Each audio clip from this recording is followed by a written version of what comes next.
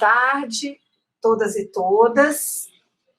Nós vamos dar início a mais um Debates Remirabete, nesse segundo ano em que a Rede de Monitoramento Interdisciplinar da Reforma Trabalhista e a Associação Brasileira de Estudos do Trabalho se uniram para realizar uma série de debates em torno das questões candentes do mundo ou dos mundos do trabalho. Hoje é com muita alegria, muita honra e muito prazer que nós teremos um debate sobre o trabalho, a sobrevivência e o direito à vida, a saúde dos trabalhadores e as trabalhadoras no contexto da pandemia. Debate que vai ser mediado pela queridíssima colega Lucy Praun, professora da Universidade Federal do Acre,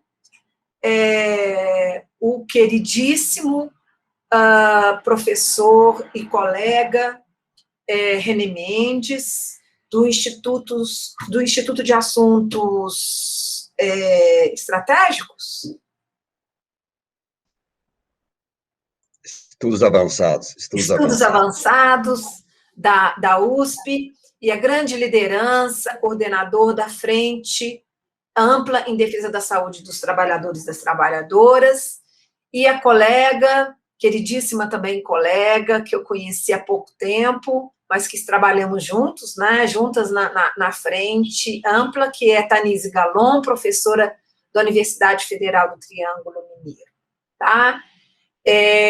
Hoje, o nosso debate, que tem o tema da saúde dos trabalhadores, o direito à vida, e a questão da sobrevivência, homenageia a todas as mais de 35 mil, a todas as famílias, e as mais de 350 mil vítimas da Covid-19 em nosso país. Há muitas maneiras de se fazer homenagens, mas o debate, o enfrentamento teórico e político das razões que têm levado a esse desastre, me parece uma tarefa e um motivo mais do que especial. Então, debatendo, discutindo os desafios da saúde dos trabalhadores e das trabalhadoras que nós, então, homenageamos as vítimas da Covid-19 no Brasil. Eu passo, então, a palavra para a Lucy Praun, que vai fazer a mediação e conduzir não só as apresentações dos queridos colegas, mas também o debate. Muito obrigada e um abraço. Boa tarde, pessoal.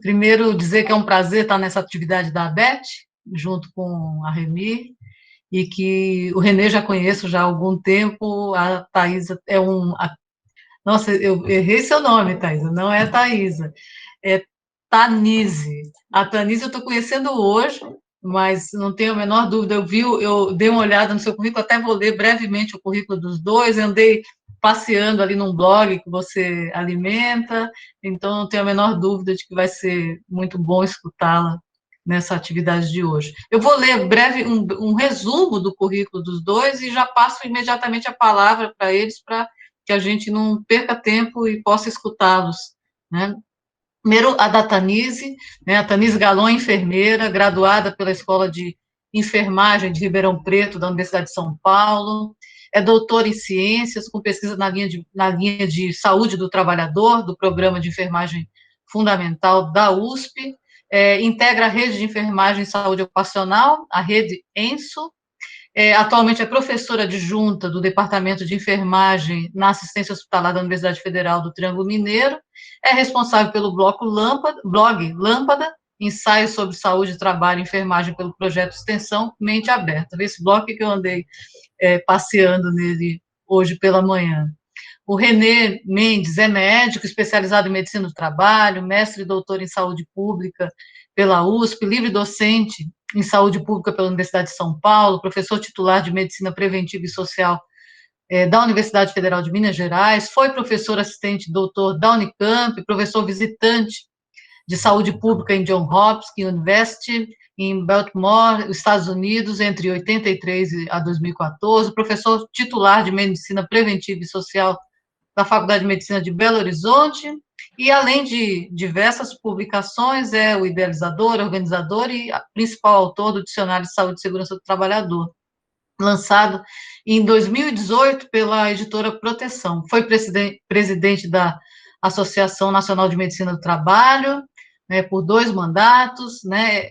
Enfim, é bastante extenso o currículo do René, eu estou dando uma resumida, bem resumida mesmo, né? Ele é atualmente professor titular da Faculdade de Medicina da UFMG, aposentado, pesquisador colaborador do Instituto de Estudos Avançados, como a Patrícia já mencionou, da USP, e é presidente da Associação Brasileira de Saúde do Trabalhador e da Trabalhadora, a ABRAST, né? Assim, de uma forma muito breve, esse resumo só para constar, né? Porque os dois fizeram muito mais coisas do que eu mencionei aqui, evidentemente. Eu passo a palavra já imediatamente para vocês. Agora a gente não combinou quem fala primeiro, como é que fica isso?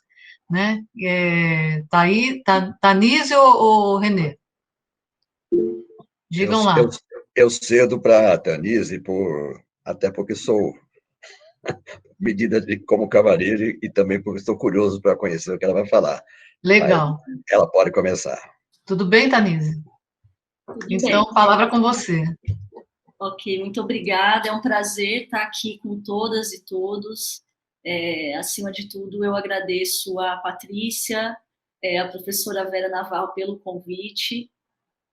Estou fazendo pós-doutorado com a professora Vera Navarro e a partir dela eu consegui encontrar tantas pessoas que são referências profissionais para a minha vida.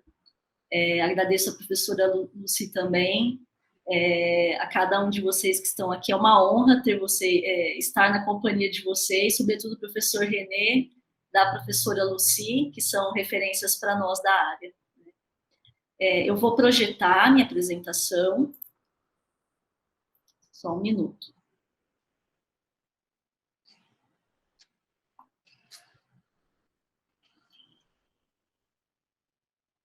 Peço, por gentileza, caso vocês consigam ver, que vocês me sinalizem. Sim, está perfeito. Tá certo. Só para contabilizar aqui o tempo, eu não passar o tempo. Bom,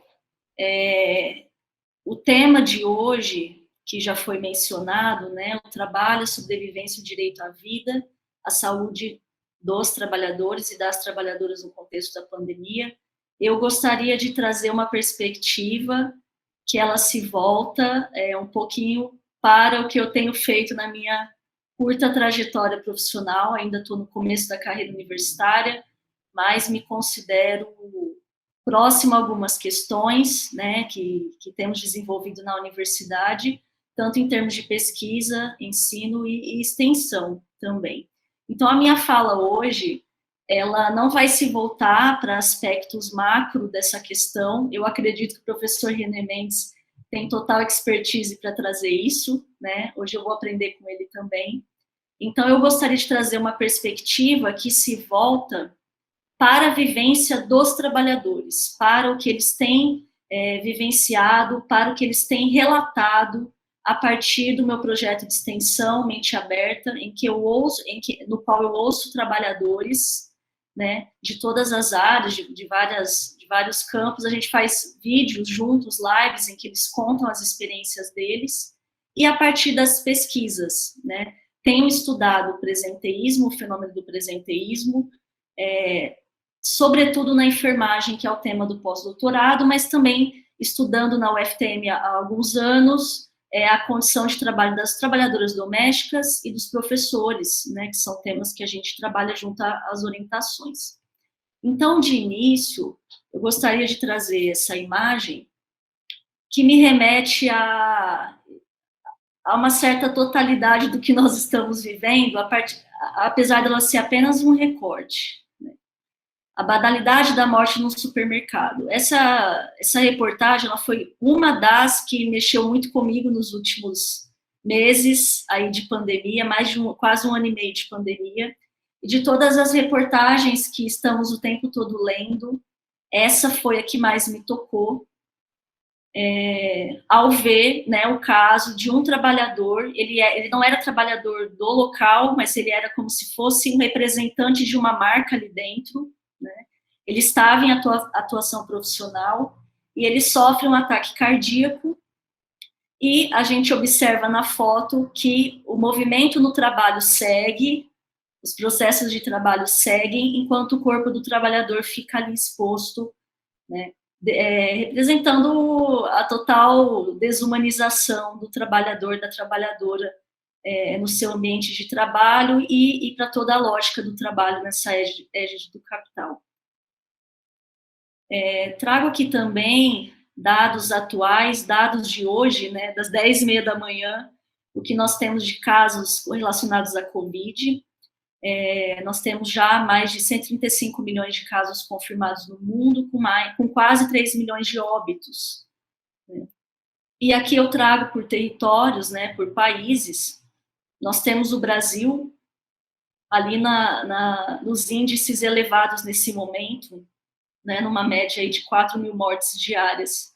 E interessante que a gente já consegue ver alguns outros países, né, em que há diversas medidas interferiram para que houvesse redução de casos, dentre elas a vacinação em massa, que não representa a nossa realidade hoje. Ela ainda não alcançou os brasileiros e, portanto, grande parte dos trabalhadores, da classe trabalhadora. Aqui eu trago os dados do coronavírus no Brasil, e nós temos aqui, né, já foi mencionado pela Patrícia, 350 mil aproximadamente óbitos de trabalhadores, e eu estou trazendo esses elementos para já chamar atenção, para contextualizar um pouco o que tem significado essa pandemia na vida dos trabalhadores, né, e especificamente dos brasileiros. Muito me chama a atenção de um destaque no site para os casos recuperados, não que isso não seja importante, é importante reconhecermos que há casos recuperados, né? Mas em letras bem menores, ali exposto no site do Brasil, no site do Ministério, os óbitos acumulados. Né? Isso já vai... É uma certa análise do discurso, uma certa análise imagética do que está acontecendo com os trabalhadores no país, né, com os brasileiros. Aqui eu trago uma publicação da Lancet, já no início, né, a pandemia já tinha começado, ela data de 31 de dezembro, o primeiro relato, e marcada como pandemia em março de 2020.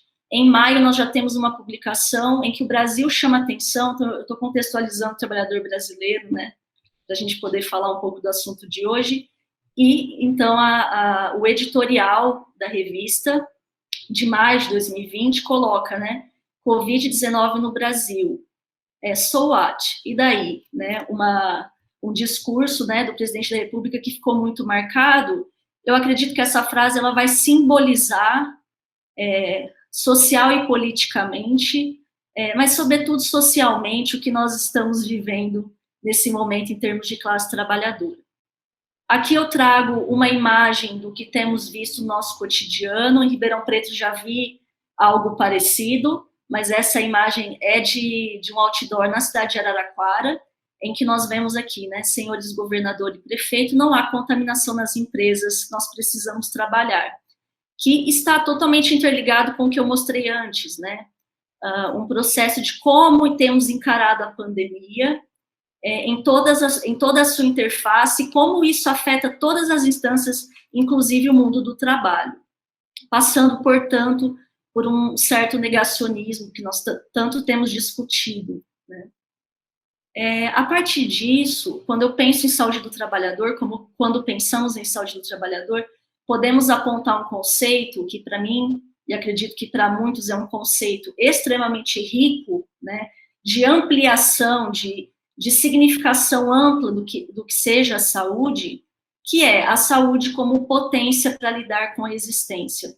Então, a questão que fica sobre a saúde dos trabalhadores, que potência é essa que eles têm tido, ou quais potências têm sido suprimidas, não propiciando uma existência digna, que é o que nós temos visto como uma questão linear que passa por todas as categorias laborais, umas mais intensamente, outras menos, mas alcançando trabalhadoras e trabalhadores. E isso fica representado nessa imagem, né, que nós temos uma heterogeneidade da classe trabalhadora, e quando eu penso em saúde deles, eu tenho que olhar para isso.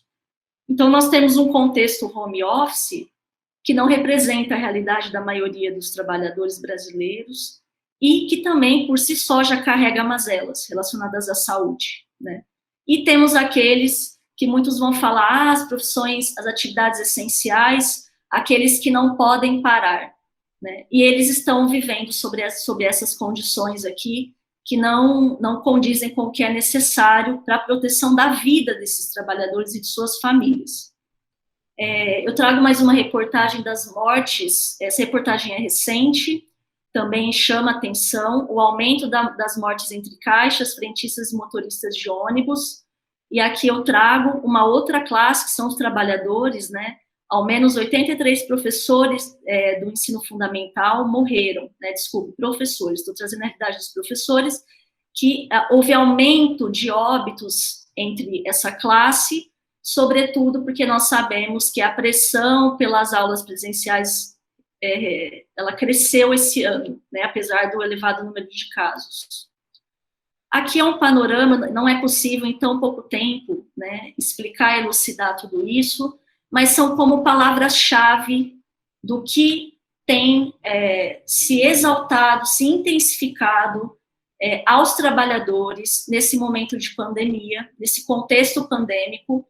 É importante dizer que todas essas mazelas, elas já são históricas e crônicas, mas elas ganham força. Então, o aumento da informalidade, o aumento do desemprego, né? Aqui eu já destaco, há dados importantes sobre redução da carga horária de trabalho, salários, muitos trabalhadores sofrendo com essas estratégias aí de mercado, a uberização chegando, indo além do próprio Uber, né? Alcançando professores, alcançando enfermeiros, alcançando outras classes, a terceirização, o infoproletariado e o cyberproletariado, estão comentados pelo professor Antunes, né, e outros autores.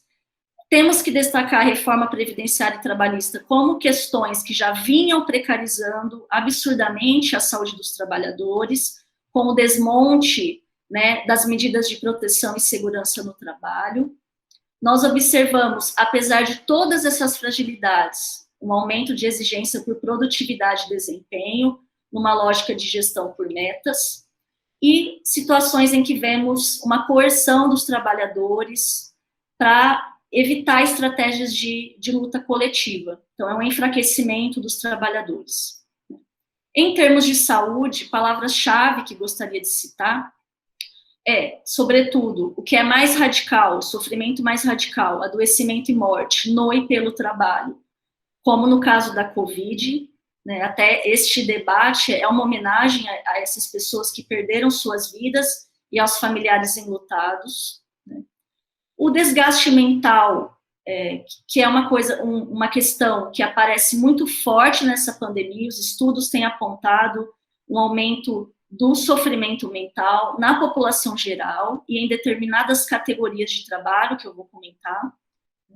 As medidas de proteção à saúde dos trabalhadores têm tido um foco em estratégias individuais e protocolares em alguns contextos.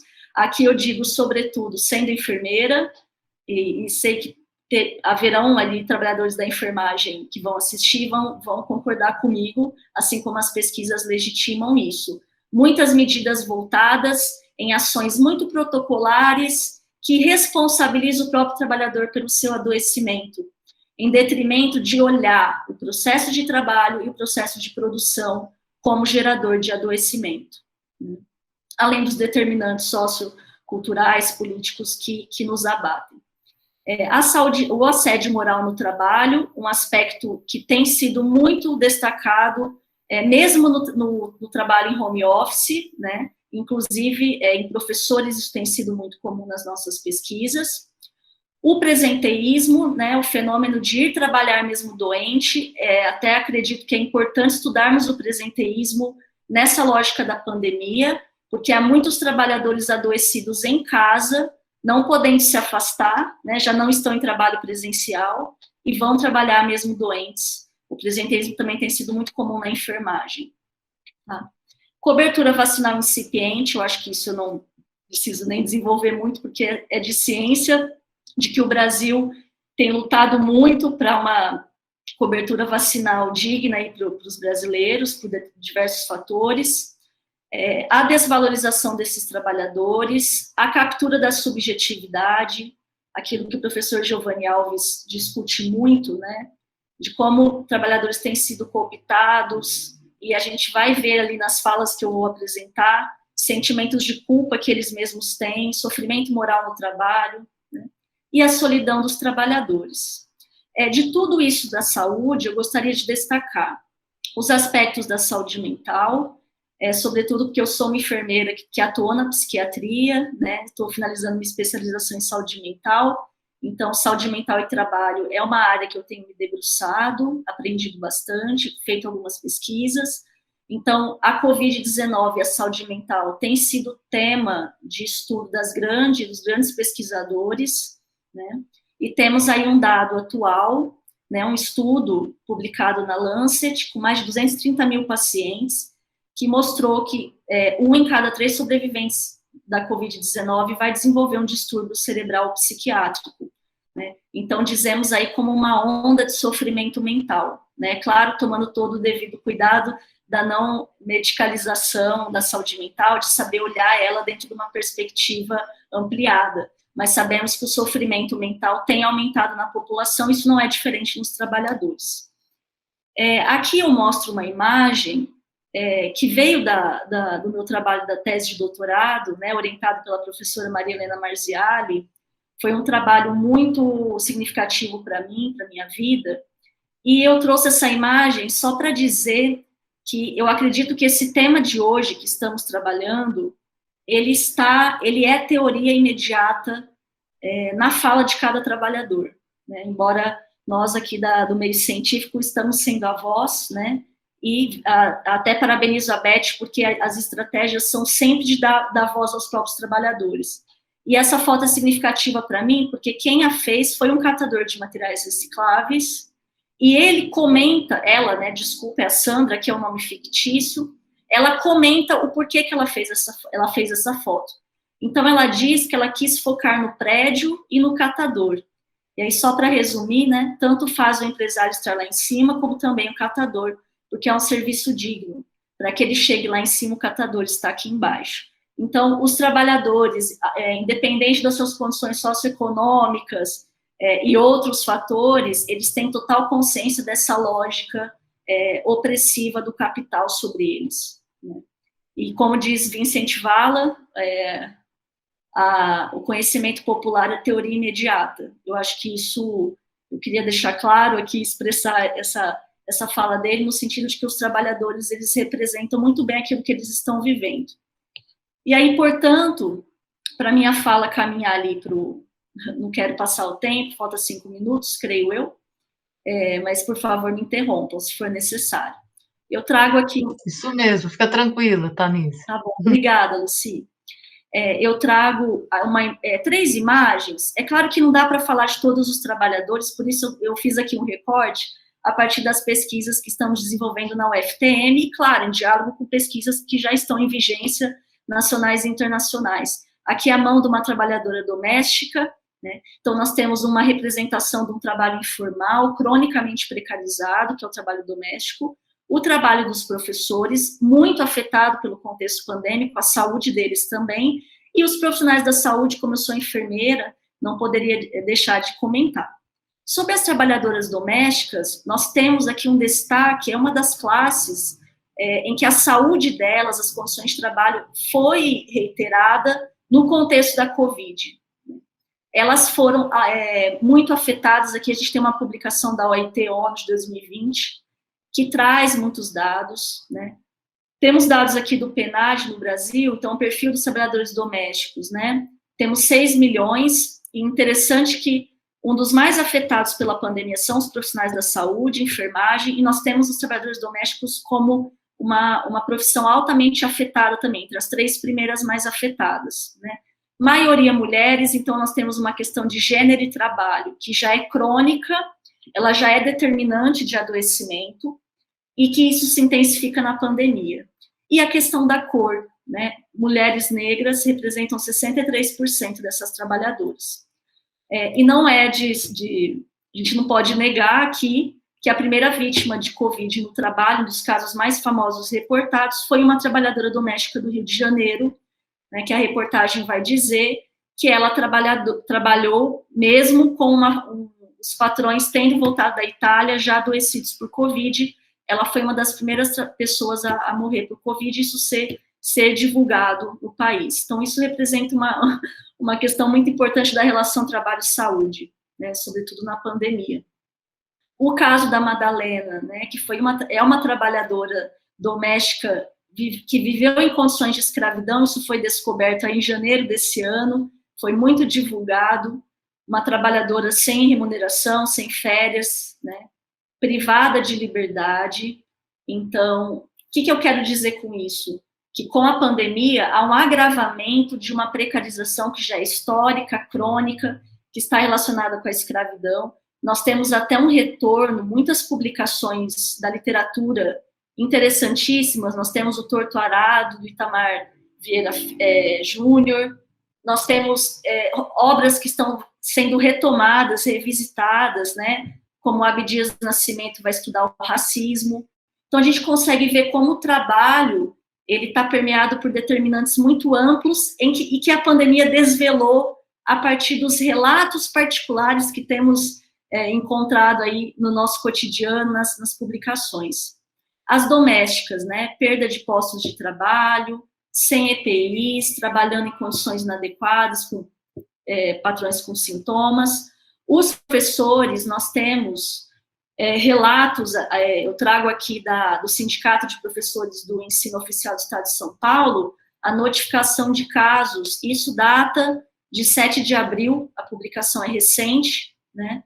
Temos aí já 2.356 casos de professores do ensino do Estado de São Paulo contaminados, com 66 óbitos, né? E aqui alguns relatos que eu tenho identificado nas pesquisas, sensação, os professores, aqui eu coloco fala de professores, né? Sensação de desproteção, de abandono, sentir-se um código de barras, né? Essa frase é muito impactante: a pandemia aumentou o meu medo de perder o emprego e a minha subserviência.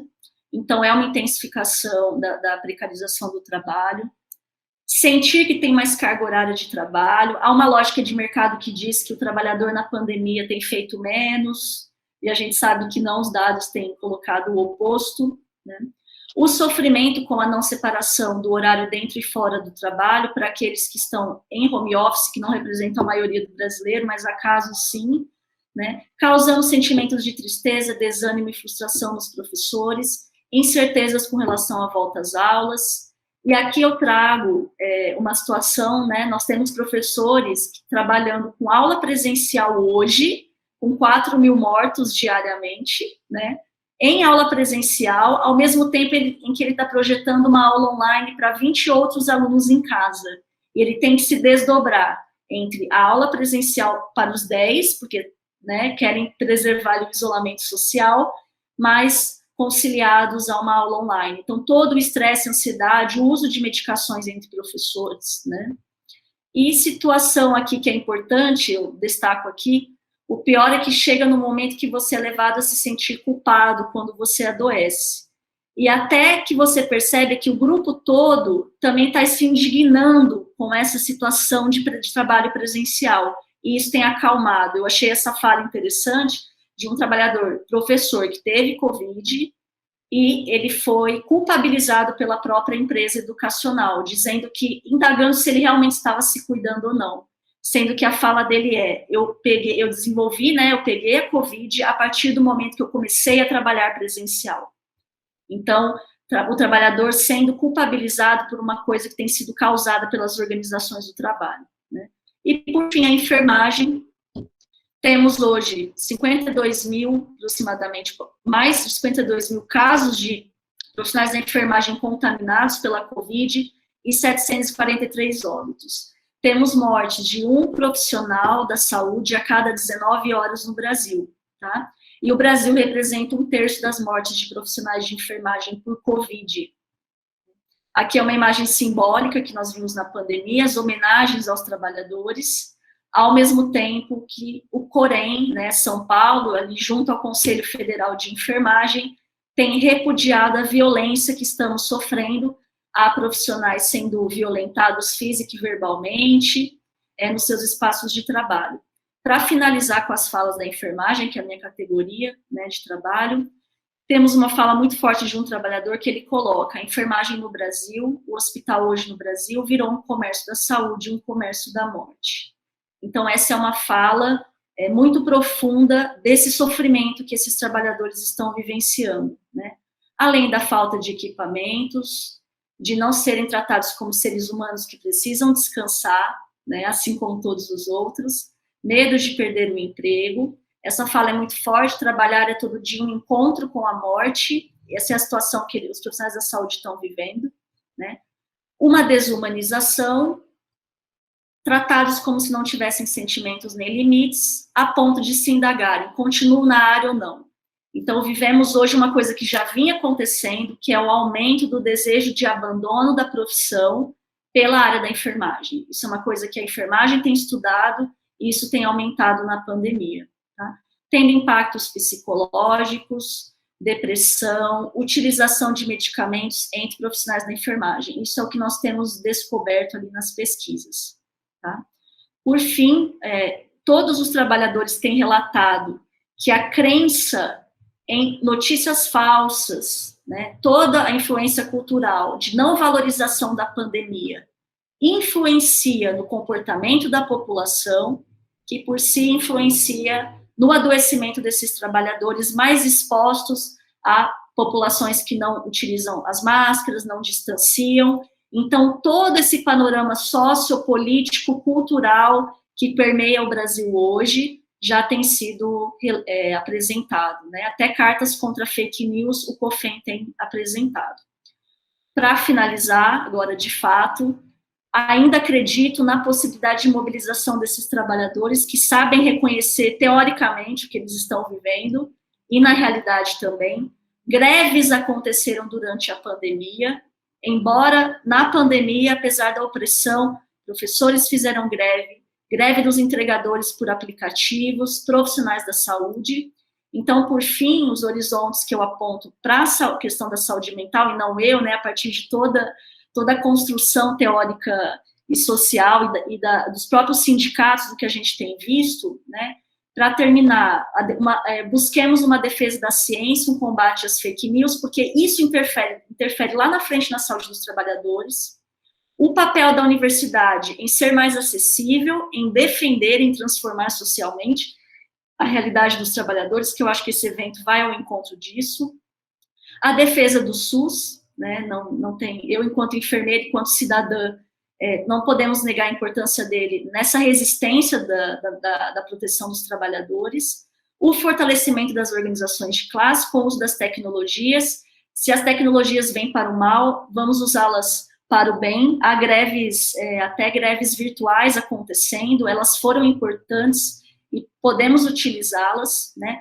Criar canais abertos e acessíveis para o diálogo, informar trabalhadores de seus aspectos legais de proteção. Muitos não têm acesso às domésticas, isso é muito comum, não saber realmente quais são os seus direitos, então temos que buscar isso, tá? Até trabalhadores, professores, todos. Há uma falta de acesso ao conhecimento, às proteções legais, e restaurar o direito à dignidade dos trabalhadores. Agradeço, desculpo ter passado aqui o tempo, e é um prazer estar aqui, e a seguir, daqui a pouco, nós seguimos no debate. Obrigada. Obrigada, Tanise. A gente que agradece a tua exposição, muitas questões aí que já estão aqui na minha cabeça, e deve estar na cabeça do resto das pessoas que estão acompanhando, e que a gente deixa para depois da fala do Renê. Então, quem tiver alguma questão para perguntar e não quiser mandar por escrito, já pode deixar no chat. Eu já vi que tem gente com a mãozinha levantada aqui, eu já vou anotar, e eu passo imediatamente a palavra para o Renê, para a gente não perder tempo. Vai lá, Muito Renê, está bom. contigo. Muito bom, muito obrigado. Boa tarde a todas e a todos. Eu estou em São Paulo, mas eu sei que este grupo todo está distribuído por esse país. Eu queria, antes de mais nada, agradecer o gentil convite que eu recebi através da professora Patrícia Vieira Trópia, pela ABET e pela Remir Trabalho, para participar deste evento esta tarde. Eu agradeço também a possibilidade de encontrar novamente a professora Lucy Brown, que tenho uma grande admiração e respeito por ela, e cumprimento também a Tanise pela fala que acabou de fazer. Eu estava ouvindo aqui a Tanise e disse, acho que não preciso falar mais nada, porque foi tão abrangente, tão profunda e tão bem conduzida, que realmente poderíamos parar por aqui.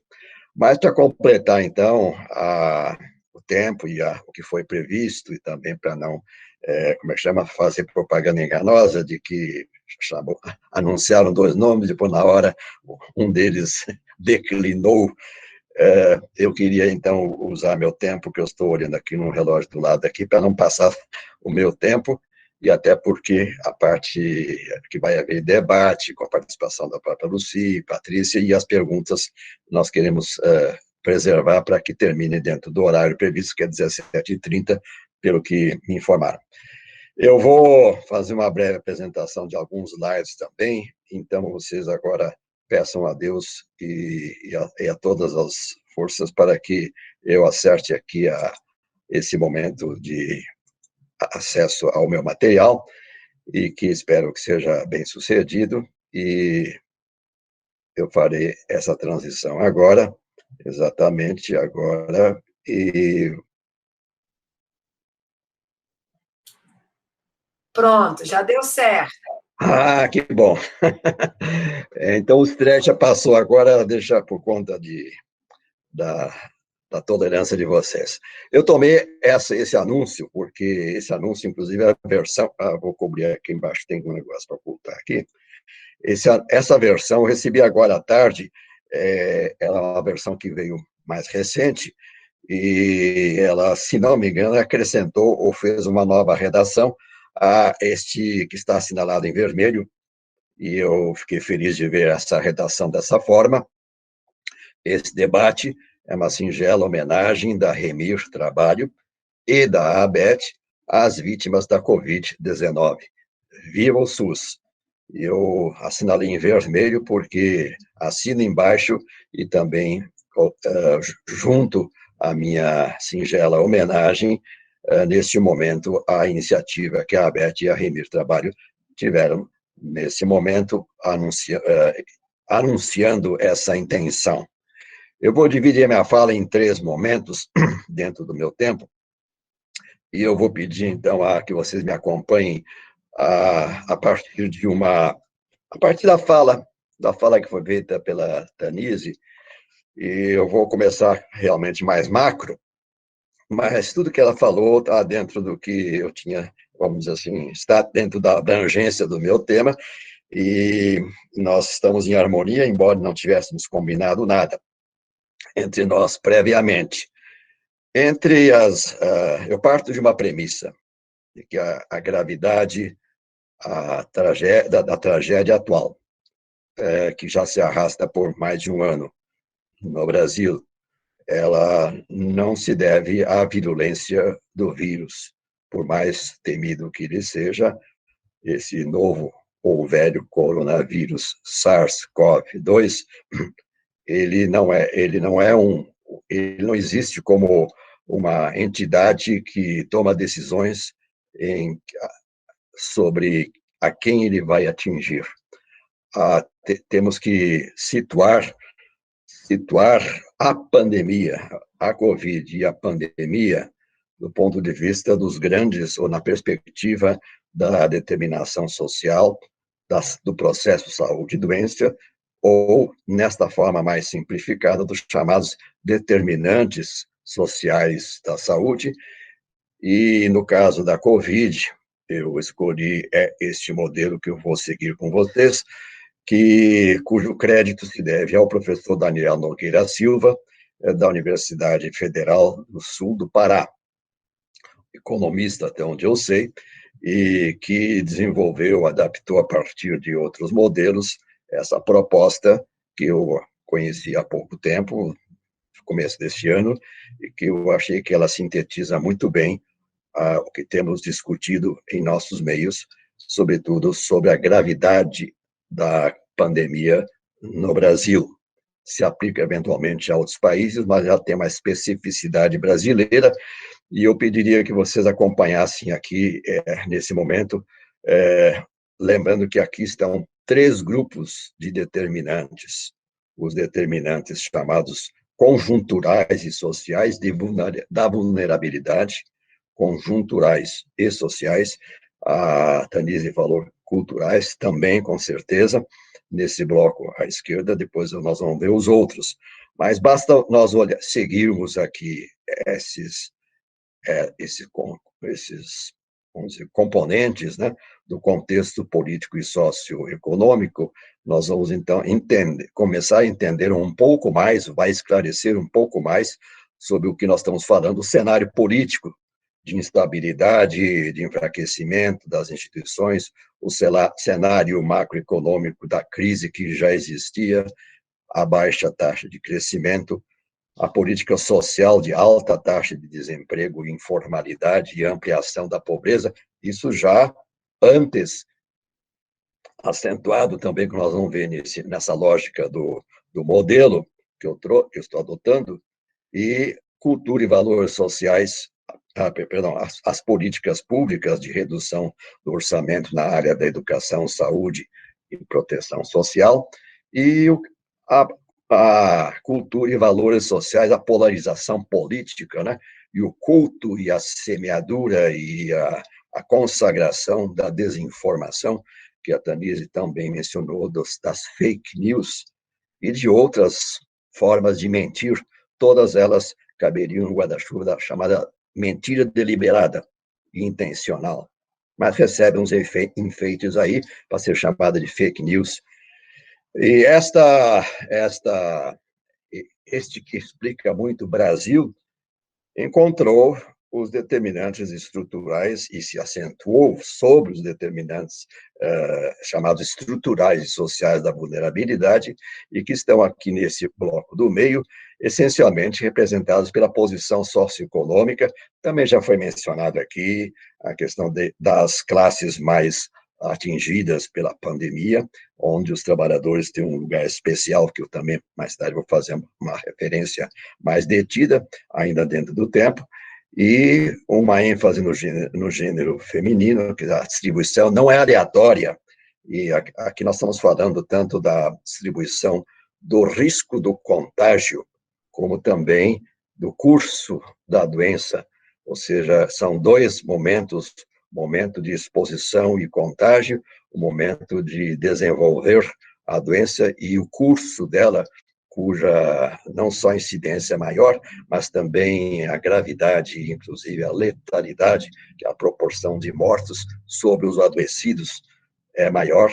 Portanto, são 2 componentes importantes, onde essa distribuição se mostra não aleatória, e sim determinada, socialmente determinada, também por educação, por ocupação, acentuado pela informalidade, pela baixa renda, e que vai encontrar, então, condições materiais, vamos dizer, agravantes, né? Agravantes, e aqui quem organizou essa proposta de lógica listou circunstâncias materiais como a questão da moradia e acesso à água, e a moradia, vou voltar a ela quando falarmos do fique em casa, da injustiça social desta ordem de ficar em casa.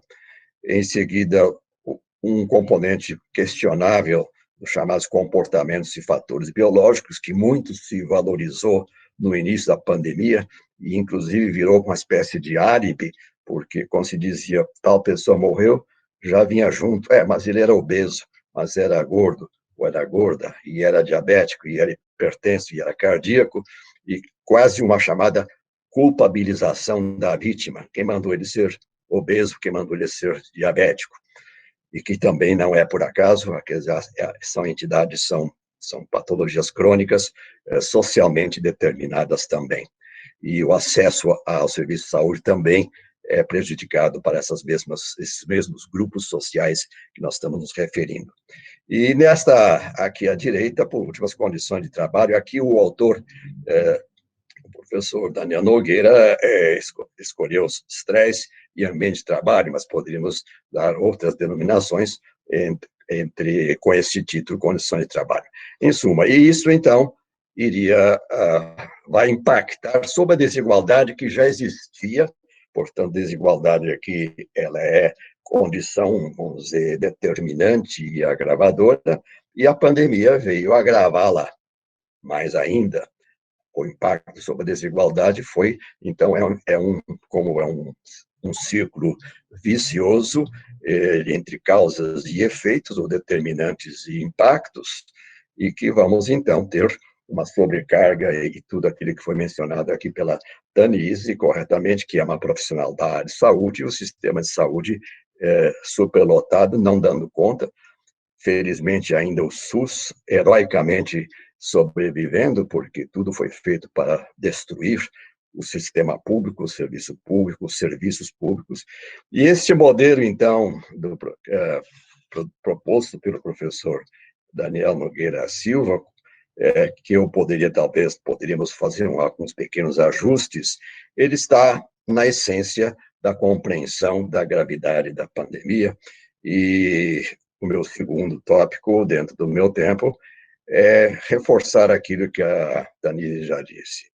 Trabalhadores e trabalhadoras no epicentro da destruição da pandemia da Covid no Brasil. Eu fiz uma listinha de tópicos, muitos já foram mencionados, mas eu queria fazer uma breve referência justamente ao que eu acabei de dizer, que no mundo do trabalho, na classe trabalhadora, também não foi por acaso que ela está sendo especialmente atingida. A pandemia encontra uma classe trabalhadora, e se quiserem usar outra expressão, classe dos que vivem de seu trabalho, com uma acentuada perda de direitos sociais, com um histórico de acelerada precarização, com a aplicação de políticas chamadas de austeridade e Estado mínimo, que são políticas perversas, e que esses nomes pomposos de austeridade, na verdade, são uma camuflagem de intenções de uma política ultra-neoliberal, que tem a intencionalidade, efetivamente, de provocar esta destruição que está sendo hoje consagrada, alcançada, não é por acaso, está sendo alcançada nesse projeto ultra-neoliberal que o Brasil, vamos dizer assim, é um dos modelos mais assustadores do momento.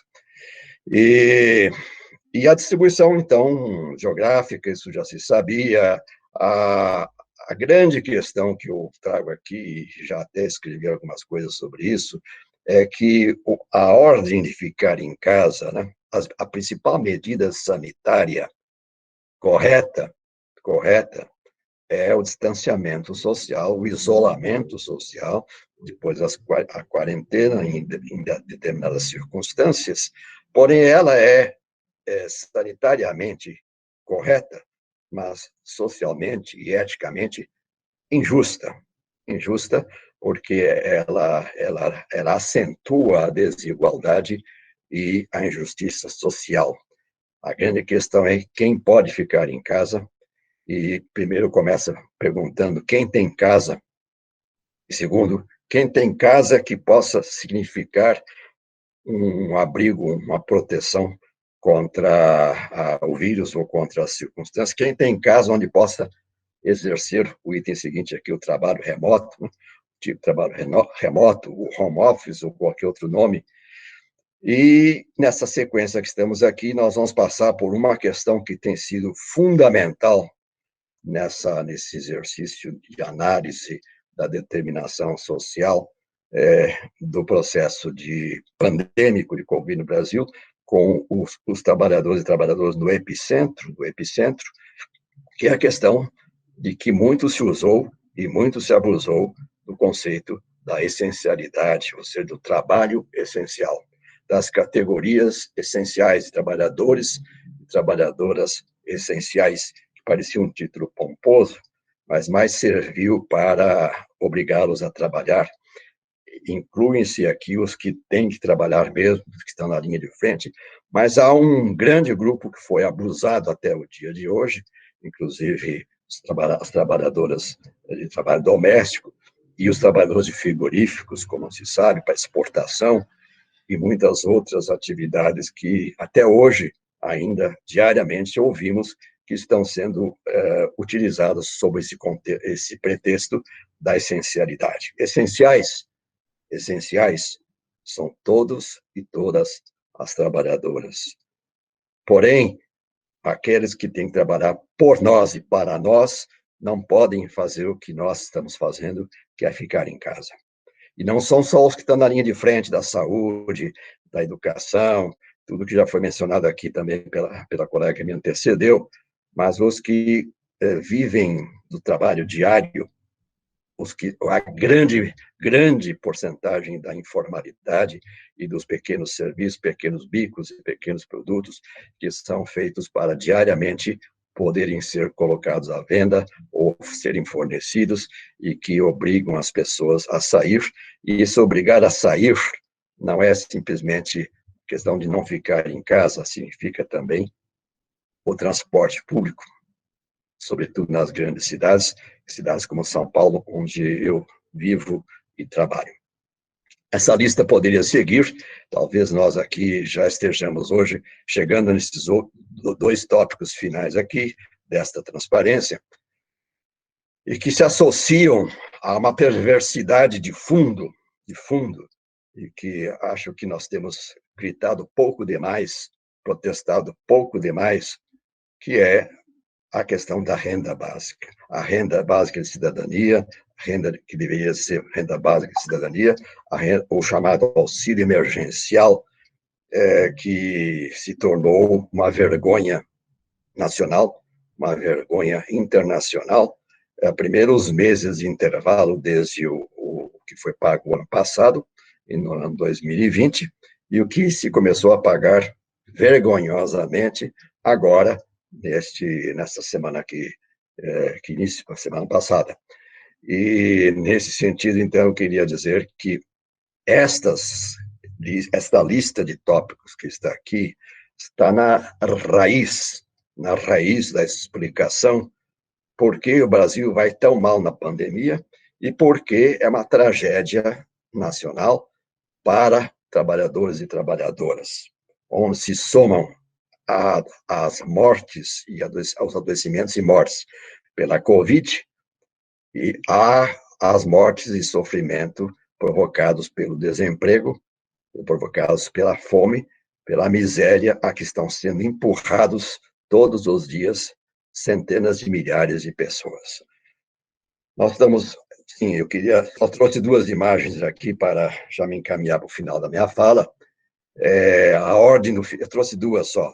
A ordem do fique em casa, ela é completamente diferente no estrato superior, já foi mostrado um pouquinho pela Danise agora há pouco, sobre a catadora, e que estava um prédio ao fundo, e eu estou dividindo aqui uma parte de São Paulo, a foto é do mesmo local fixo, mas os que podem ficar em casa e os que, primeiro, aqui esses têm casa, mas os que nem têm casa, ou os que têm casa, mas não podem ficar em casa.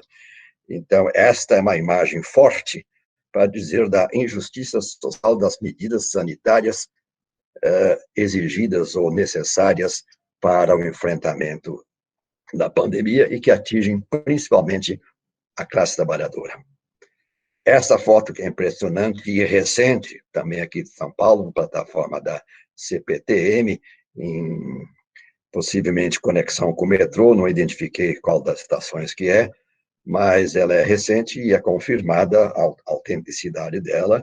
Vê-se aqui justamente nessa aglomeração em todas as portas do trem, no momento de embarque ou de desembarque, mas parece aqui um pequeno momento de desembarque, outros esperando para embarque, um retrato um retrato explicativo da gravidade da pandemia. É literalmente um retrato, uma fotografia, mas ela não se reduz a essa situação aqui na Estação da Luz, ou Barra Funda, ou talvez outra aqui de São Paulo, mas ela é uma amostra da gravidade do problema.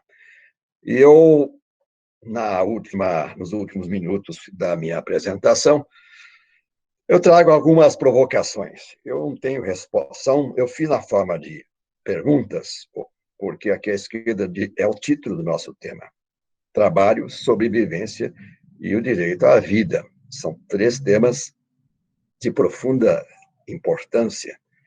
E as perguntas, eu pus aqui pautas prioritárias para organização, resistência e luta nossa e dos movimentos sociais, da classe trabalhadora, dos formadores de opinião, da classe política esclarecida e comprometida com os mais vulneráveis, enfim.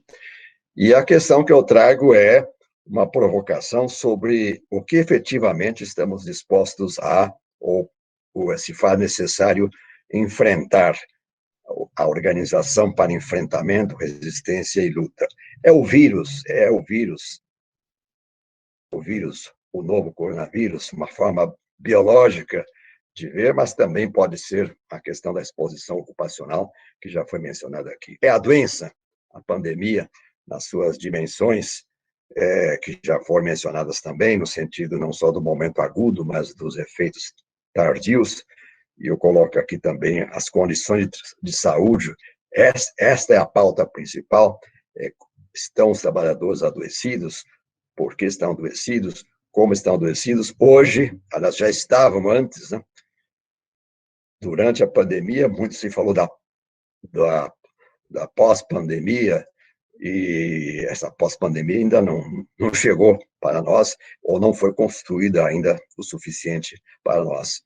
Então, os impactos de médio e longo prazo, a questão das condições de trabalho, ou o nosso foco é o modo de produção capitalista que precisa ser mudado, ou são as políticas sociais, econômicas, trabalhistas e previdenciárias que retiram direitos, que foram aceleradas, estão sendo aceleradas a todo dia, a pretexto da pandemia, ou são as macropolíticas econômicas e sociais geradoras e agravadoras ou agravantes das desigualdades sociais? Ou é o Estado brasileiro malfeitor, o promotor de mal-estar social, o oposto de bem-estar social, que era o desiderato maior da Constituição de 88 e dos constituintes, em sua maioria, de 88, que era o Estado de bem-estar social. Nós estamos vivendo, não é de hoje só, mas a pandemia é uma expressão dramática de um Estado malfeitor, de um Estado promotor de mal-estar social. E a pergunta que eu lanço para nós mesmos é a agenda nossa. O que é mais urgente, o que é mais importante, ou todos esses itens deverão ser objeto, ou deverão fazer parte da pauta, das pautas prioritárias para enfrentamento, para organização, resistência e luta. Obviamente não tem uma resposta, nem caberia, né? Nem caberia eu fazer prescrições sobre por onde devemos lutar, mas eu trago para compartilhar a inquietude, a ansiedade e a indignação que buscam ser canalizadas para a ação. Eu, dentro do meu tempo, vou parando por aqui. Espero que tenhamos oportunidade de complementar muitas outras coisas que o coração manda falar e que o tempo não permite, ou que o bom senso manda parar por aqui. Eu vou tentar sair agora daqui para voltar para vocês por outro caminho. Aqui estou. Agradeço, devolvo a palavra a Lucy e sigo na reunião, agradecido por vocês que acompanham até esse momento. Obrigado. Renê, foi um prazer te escutar e enfim, são tantas coisas, tantas questões levantadas, né? Eu já passo para a Débora, que é a pessoa que estava com a mão levantada, não está mais, mas aí pergunto depois se ela mantém a inscrição dela e a gente espera quem mais queira falar. Mas antes de passar para a Débora, né, fazer alguns comentários muito rápidos sobre a fala de vocês. O primeiro, que eu acho muito interessante, é essa característica que é típica do contexto do capitalismo atual e que se expressa muito claramente no mundo do trabalho, que é a ideia da individualização, né, que nossa, o nome da Tayane, é isso? Tanise, eu estou confundindo o tempo todo, você vai me desculpar, Tanise, eu preciso repetir, assim, várias vezes para memorizar. Não tem problema, desculpa. A culpa é dos meus pais com o nome. Com certeza, porque o meu nome também essa coisa, assim, 10 vezes mais complicado que o seu, tá? Por isso que virou Lucy, porque, enfim... Mas a questão da individualização que vocês dois mencionam, né? Ou seja o René coloca a questão da culpabilização das pessoas pela comorbidade, né? Ou seja, então, em última instância, a pessoa foi a óbito porque ela tinha desenvolvido uma comorbidade que gerou ela ao óbito, ou a culpabilização por ter se infectado, né? Será que você se cuidou direito? Ou seja, essa característica muito presente no mundo do trabalho e que se expressa também, né, no contexto da pandemia, até porque, né, as mudanças no mundo do trabalho não estão desvinculadas das mudanças gerais do capitalismo, né, contemporâneo, né? Então, essa ideia da individualização é parte desse atual estágio do capitalismo. A invisibilização, a tentativa recorrente de invisibilizar o trabalho, né, de não colocar... É muito curioso como se discute tudo, né? E que, sim, faz sentido discutir, né, as outras questões também, né, a concentração em atividades religiosas, as festas, etc., ok, mas não se discute as concentrações geradas em função da demanda por trabalho, né, que, aliás, a foto que o René traz da estação de trem, né, sem comentários, não precisa nem se comentar, está ali, dada, claro, as circunstâncias do espraiamento da infecção, né? E a questão, daí eu queria levantar duas questões para vocês e já passo a palavra para quem quiser falar. Uma delas é sobre, junto com essa invisibilização do mundo do trabalho, é muito recorrente no discurso midiático a ideia dos heróis, né, que a mim tem irritado profundamente, né, porque a ideia de heroísmo, ela tira o debate sobre a classe, né, eles são heróis, não são trabalhadores, então não tem relações de trabalho, não tem direitos, né, não tem limite, porque são heróis, então vão trabalhar até morrer, porque há um heroísmo ali por trás disso tudo, né, então, como é que vocês pensam nessa história, até porque os dois são, um é uma enfermeira, o outro é um médico, então duas pessoas que têm se usado muito essa expressão, né, para falar dos trabalhadores da área da saúde, essa ideia de heroísmo como característica principal, e por último o debate sobre a vacina, né, sobre esse processo que a gente está vivenciando recentemente, que é de privatizar o acesso à vacina, né, o que vocês têm a dizer em relação a isso. Eu pergunto se a Débora, que tinha levantado a mão em algum momento aqui nessa atividade, se ela continua por aí, e se era uma levantar de mão sem querer, ou se ela quer realmente falar, e tem aqui inscrita a Paula, que se a Débora não se manifestar, a gente já passa a palavra para a Paula.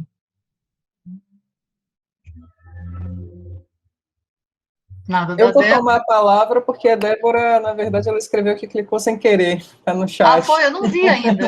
Ela escreveu, olha. Isso. Foi sem querer, estou vendo aqui, eu cliquei sem querer. Legal. Vai lá, Paula. Isso. Na verdade, também eu acho que é menos pergunta, né, e mais considerações, que eu acho que são abordagens que a gente vai fazendo, mas eu achei muito interessante a questão da Tanise, né, trazer aqui a relação de como a tecnologia, entre aspas, essa coisa do bom e do mal, né, que a tecnologia pode assumir, E só lembrar um fato aqui, que a primeira greve virtual aconteceu em 2007, né? Foi na IBM. Então, 9.000 trabalhadores da IBM invadiram a plataforma, à época que a empresa utilizava, com seus avatares, e impedia que houvesse passagem, né, dos empresários que estavam indo fechar negócio com a IBM para entrar nas salas virtuais. Então, você imagine, né?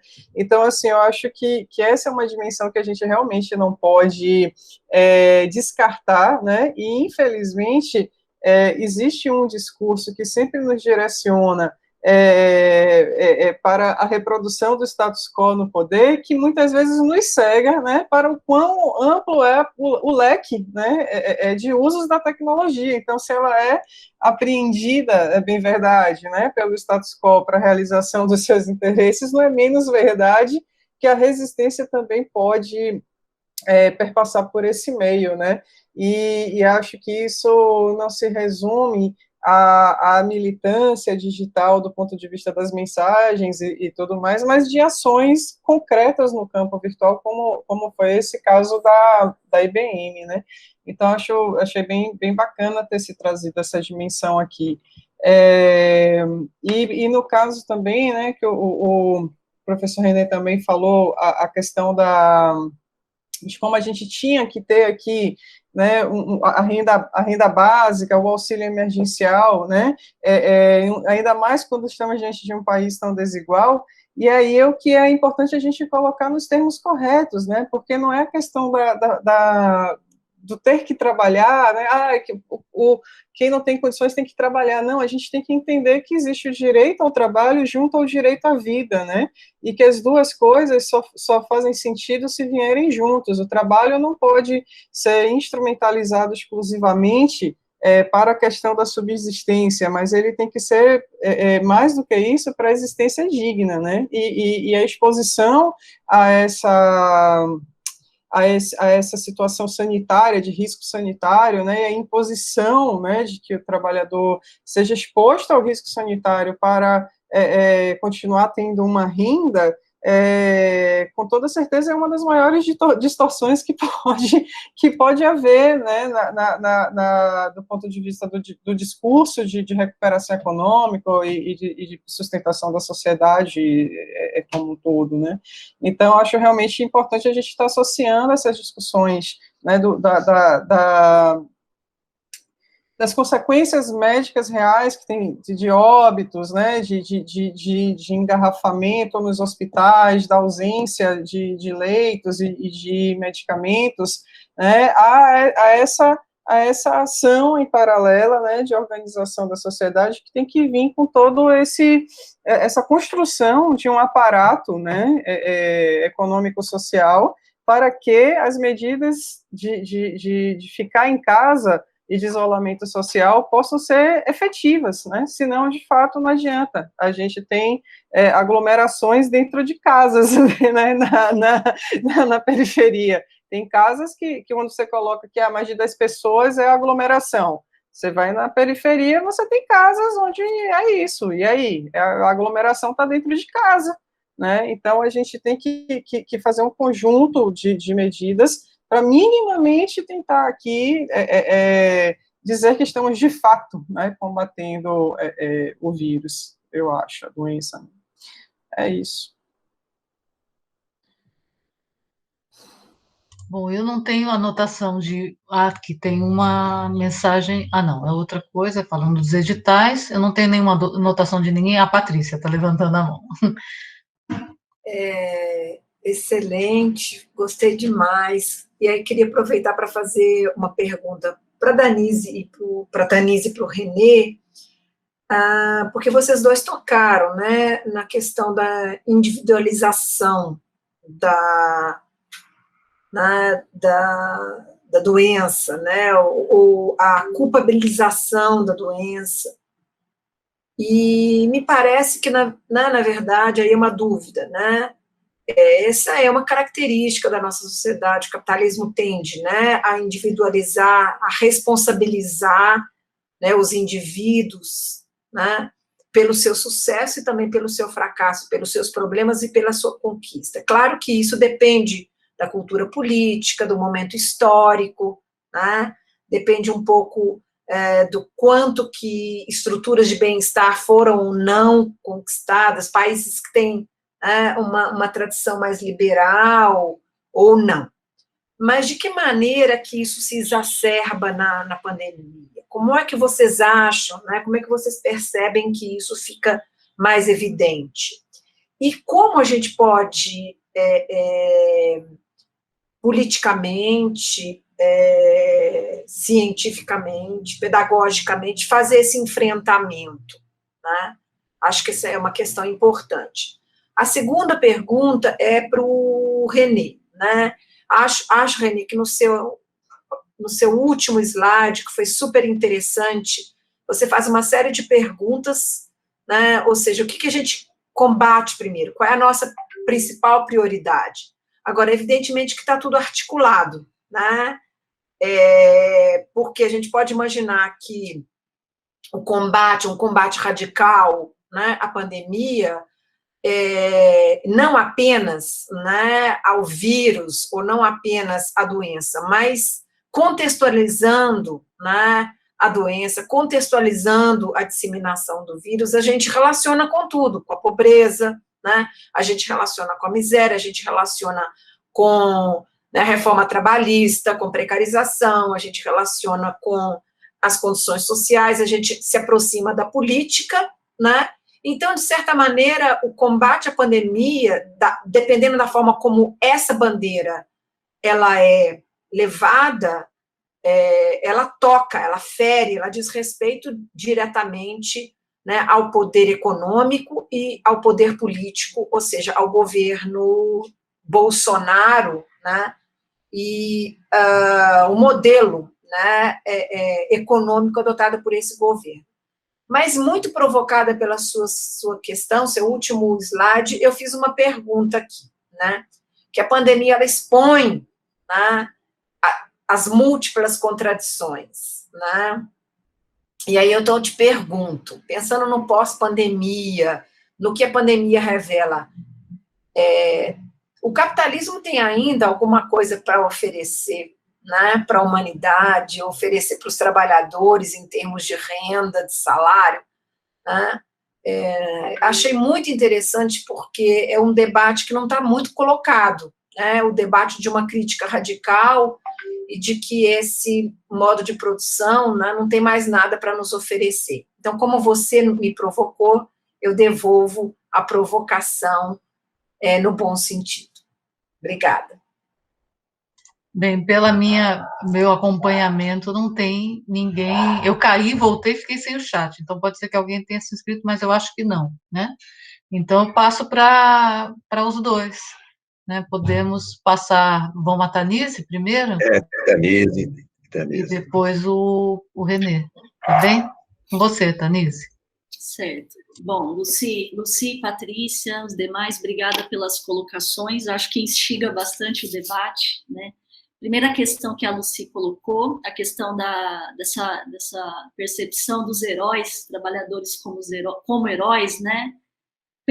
Percebo isso, eu, enquanto enfermeira, sentimos na pele o que eu vou chamar de falácia desse discurso, que é a falácia do capital, né? De quando ele se isenta da responsabilidade dessa precarização crônica, histórica do trabalho, que a pandemia apenas agravou, ele utiliza de uma falácia e de uma benfeitoria falaciosa de dizer, por exemplo, que profissionais da saúde são heróis, né? Até projetei a imagem projetada lá no Cristo Redentor, né?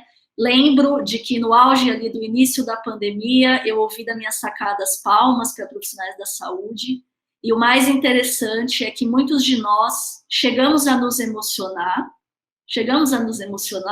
ao mesmo tempo que sabemos a perversidade de determinadas instâncias ao promover isso, paralelamente não ofertando condições dignas de trabalho. Então, por exemplo, a enfermagem, temos nos queixado muito hoje do desfalque das escalas, é assim que a gente chama nos corredores, mas seria a desproporção entre a demanda e o serviço que é ofertado. Na pandemia, isso agravou, os afastamentos nossos aumentaram, não temos profissionais suficientes, mas isso já é um problema velho da profissão. E me lembro também de um projeto governamental na pandemia, que o nome, para mim, desvela essa falácia do heroísmo, que, na verdade, é precarização, que foi o projeto Brasil Conta Comigo, né? O governo fez um projeto assim, eu acho que esse título, ele já é interessante, porque o Brasil Conta Comigo é quase uma convocação para uma guerra, né? Sem indagar como estamos, temos famílias, também temos medo de morrer. Então, o Brasil Conta Comigo é quase nos recrutar para uma linha de frente, para sermos os primeiros ali na batalha de campo a levar as flechadas, né?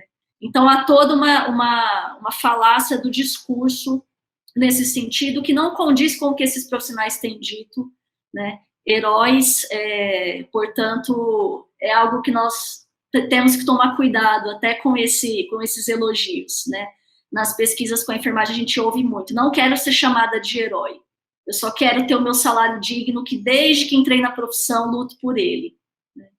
Sobre a questão, Lucy, da privatização do acesso à vacina, eu coloco algumas incongruências com relação a isso, a partir do que tenho lido dos especialistas comentando, inclusive do campo da saúde do trabalhador. Né, a primeira coisa, a privatização das vacinas, o Brasil, então, começa com o movimento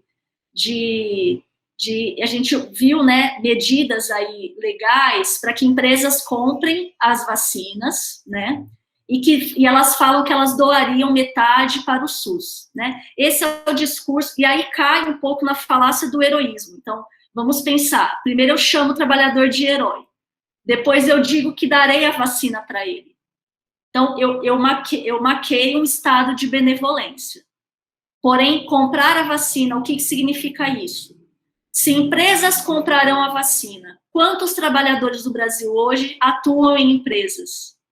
Primeira coisa, desigualdade social de acesso. Somos um país hoje de aumento da informalidade e do desemprego. O trabalhador brasileiro não é a maioria das empresas. Elas são ali um percentual menor, tá? Ou seja, significa que não serão todos os trabalhadores que seriam alcançados, né? Outra questão importante, ao meu ver, a defesa do SUS. Nós somos cidadãos que não recebemos benevolência por intermédio do SUS, né? O SUS, ele vem de um financiamento público, que o trabalhador, com o seu trabalho, também promove, ele constrói isso. Então, é dever desse Estado fornecer essa vacina gratuitamente, que não esperemos de empresas para ter esse benefício, tá? Acredito que essa medida, se for aprovada, você reduz a pressão pela vacinação de todos, é uma forma de reduzir, porque se as empresas vão, conseguimos o acesso, vamos comprar, diminui-se a pressão, diminui-se o acesso desses trabalhadores, é como se a gente fizesse uma medida para baixar a bola ali, para acalmar os ânimos, e nós não podemos fazer isso. Nós temos que brigar pela vacina gratuita, disponibilizada a todos, né? E um outro fato é que as empresas, essa política de privatização, ela tem inclusive demonstrado que essas empresas teriam menos barreiras para comprar as vacinas. Alguns especialistas estão dizendo isso, porque quando adquirimos pelo SUS, é necessário todo um protocolo de aprovação, por exemplo, a aprovação da Anvisa, e esses empresários querem comprar essas vacinas diretamente, sem uma aprovação de determinadas instâncias. Por mais que eles digam, não, vai aprovar pela Anvisa, mas a lei ali está dizendo que eles estão querendo burlar e comprar diretamente. Então, finalizando esse ponto, num mundo em que não há vacina para todos, a produção não é para todos, tem um dado aqui, né, que 87% dos vacinados no mundo são de países ricos, do hemisfério norte, enquanto nos menos desenvolvidos, apenas 0,2% da população foi vacinada. Privatização, portanto, é escolher que quem tem dinheiro vai viver e quem não tem vai morrer.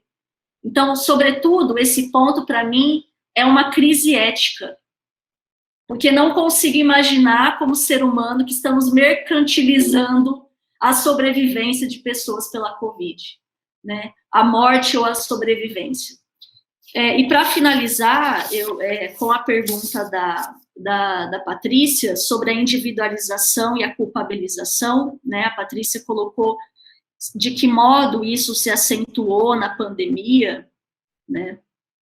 Eu acredito que essas medidas de individualização, como vocês mesmas já disseram, o professor René Mendes também, já é um projeto do capital, né? É um projeto da acumulação flexível, de tornar essa classe trabalhadora cada vez mais sozinha, né? A professora Lucy também tem trabalho sobre isso, e outros aqui, a questão da solidão nos espaços de trabalho.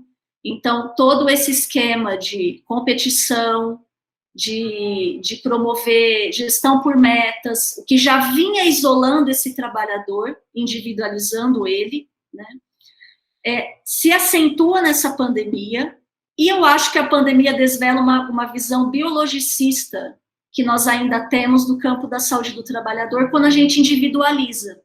Então, se eu individualizo, né, é fácil olhar para a pandemia e falar, portanto, a transmissibilidade é assim, ela acontece de pessoa para pessoa, pelas vias respiratórias, portanto, o que faremos? Vamos promover distanciamento, vamos usar máscara, numa visão, né, daquilo que o professor René Mendes, no seu trabalho clássico, que eu já li infinitas vezes, parece uma visão da saúde ocupacional, que a gente ainda está numa visão lá atrás, de que não estamos olhando os determinantes sociais de saúde, né, e doença, para entender que essa individualização, ela é também mais uma falácia, né, uma forma de não se responsabilizar por aquilo, pelas mudanças macro. Então, por exemplo, a enfermagem, nós não queremos só os EPIs que nos faltam, não é apenas isso, é isso também. Mas nós queremos o quê? Nós queremos um salário digno que há décadas não chegou até nós. Nós queremos redução da carga horária porque nós trabalhamos em 3 vínculos, né? Eu cresci com o meu pai, vendo ele raramente durante a semana, eu não tive convivência forte com o meu pai, porque eram 3 vínculos empregatícios. Eu praticamente não via o meu pai. Essa é a realidade dos profissionais da enfermagem.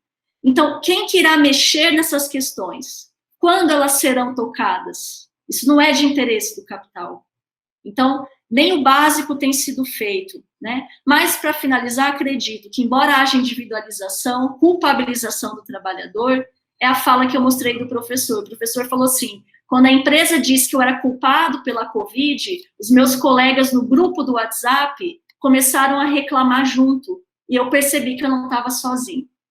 Então, é da individualização que há uma potência de coletividade dos trabalhadores, tá? Nós temos que quebrar essa individualização, trocar essas experiências, compartilhar entre trabalhadores, usar as tecnologias, tentar usá-las a nosso favor, já que estão aí, fazermos os movimentos, as discussões para quebrar tudo isso, tá? Desculpa me delongar. Obrigada. Foi ótimo, Tanise, muito boa a sua fala.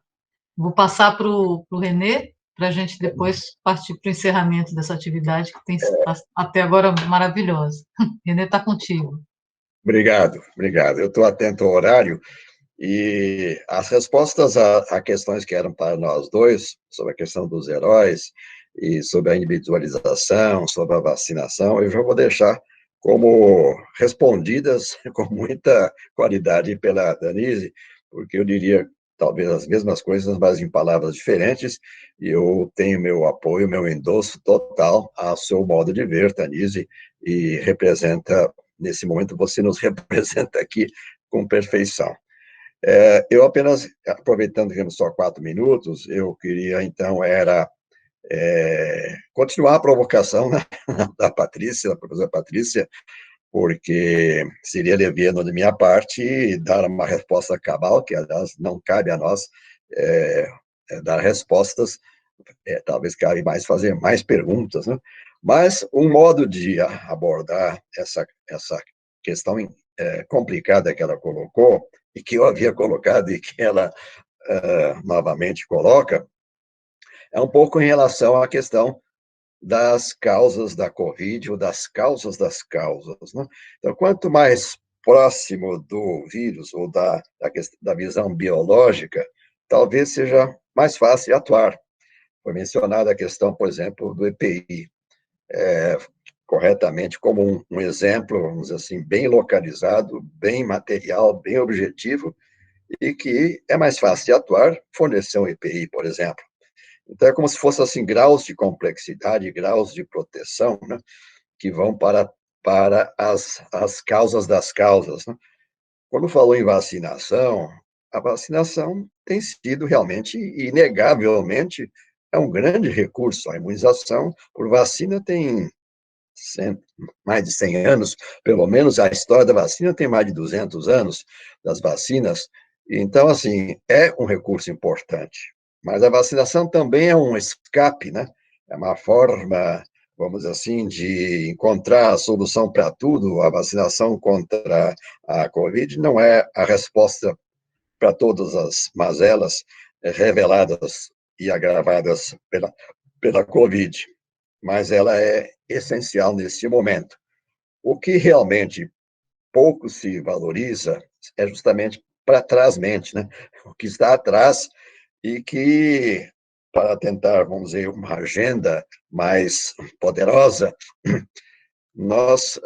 eu faria uma distinção agora. Se usarmos este modelo que eu adotei aqui para fins didáticos, que é dos determinantes sociais, no plural, fica até razoavelmente esperançoso, ou possível, né? Possível se pensar em que os determinantes, por exemplo, conjunturais, né, da atual situação do Brasil, possam ser transformados, possam ser mudados, por exemplo, com eleições livres em que nós também aproveitemos para nos livrar, como foi mencionado aqui, o governo Bolsonaro, eu respondo também para nos livrarmos do governo Bolsonaro e nos livrarmos de outras autoridades da mesma estirpe, da mesma peste.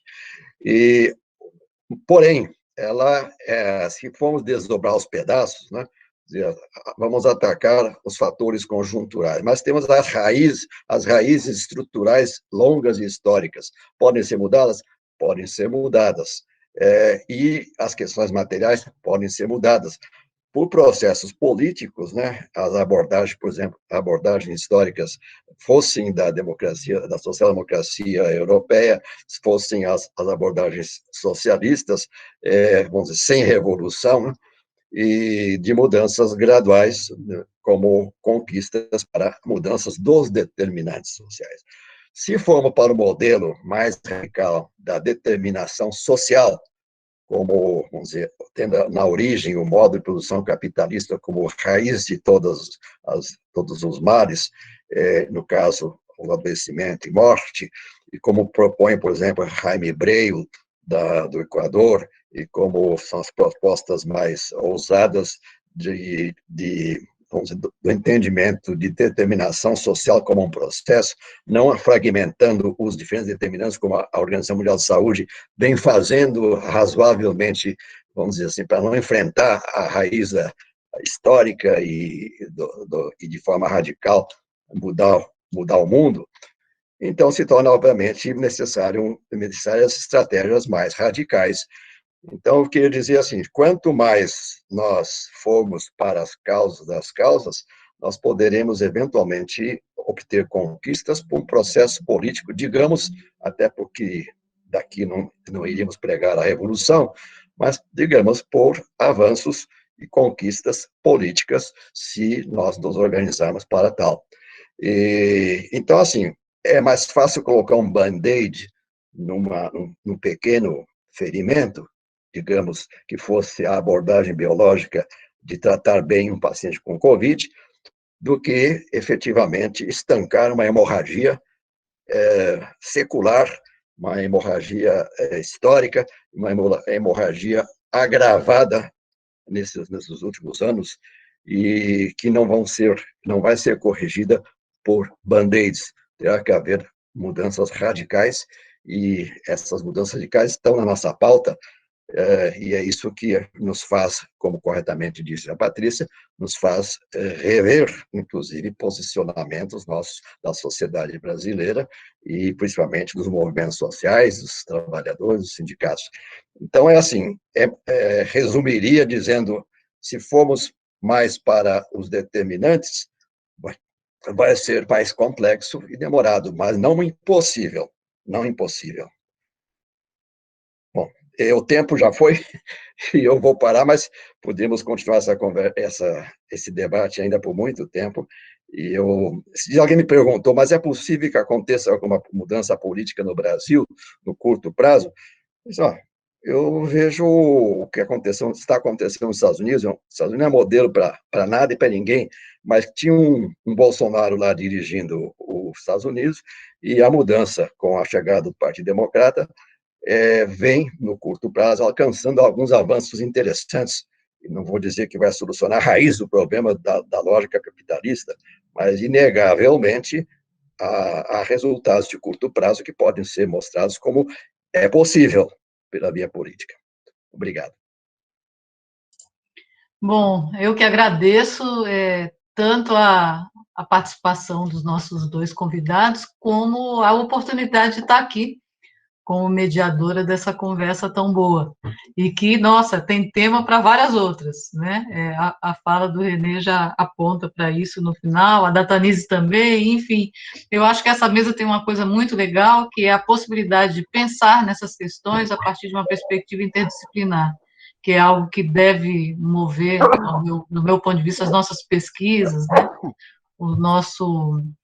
Inclusive o nosso sentido de mudança, né? Se precisamos mudar o mundo, precisamos mudá-lo juntos, né? Pensando a partir das diferentes áreas das ciências e com a mão bem apertada e amarrada aos movimentos sociais, né? Que junto com eles a gente consegue mudar o mundo. Eu acho que é isso. Eu vou passar a palavra para a Patrícia e para a Paula, e me despeço também por aqui, agradecendo. Paula, querida, está contigo. Na verdade, eu queria agradecer muitíssimo em nome, né, da Beth e da Reni. Para nós tem sido uma grande satisfação esse programa, né, justamente por conta desses diálogos interdisciplinares, que eu acho que abre muito aqui, uma perspectiva crítica, né, sobre muitas questões do nosso país que passam pelo mundo do trabalho. E, com isso, agradecer naturalmente a disponibilidade de todos, né, que vieram aqui também nos assistir, e o agradecimento especial aos nossos palestrantes, expositores, né, e que esse espaço esteja sempre aberto para quando vocês quiserem voltar, né, será com toda certeza sempre muito bem-vindos. É isso. É isso, muito obrigada, Tanise, muito obrigada, Renê e Lucy, muito obrigada também você por mediar o debate, né? Nós temos a programação quinzenal, nos próximos dias, com certeza, vamos divulgar o próximo debate Remirabete. E lembrando que até o dia 15, quinta-feira, nós estamos recebendo as comunicações, as propostas de mesa redonda, e temos também um edital do Prêmio Mundos do Trabalho aberto para o 17º encontro da ABET. Fiquem ligados e ligadas. Um beijo.